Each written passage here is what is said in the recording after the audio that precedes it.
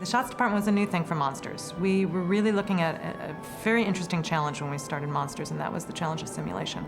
Between Sullivan and Boo, Boo has a simulated shirt, Sullivan has simulated hair, we were looking at probably somewhere in the order of 900 to 1,000 shots that were going to have simulation. So we were really introducing a whole new step in the pipeline. It's the first time we had actually used simulation in production, and so we were concerned about some of the technical issues that might come up with simulation.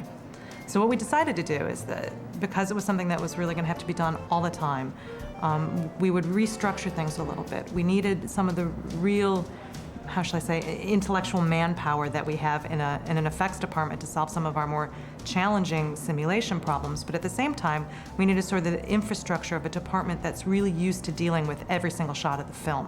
And so what we did is we took rendering that had that infrastructure in it, and we took effects that had that brain power, and we mushed them all together, and we added some people and trained everybody on simulation and came up with the shots department.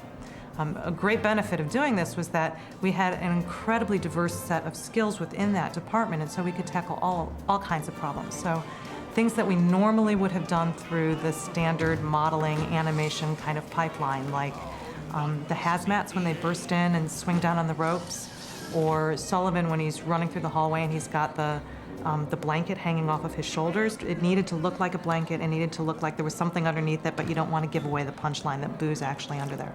Little things, like things you wouldn't even think about, like tears. In particular, I think that the most fabulous use of the tears was with Sullivan when he says goodbye to Boo. You really get a sense that Sullivan is just, he's welling up, he's near crying, and that glassy, almost crying look on the eyes is really spectacular. So it was a lot of fun. We got all of the oddball challenges of the film got thrown into this department. Boo! Kitty?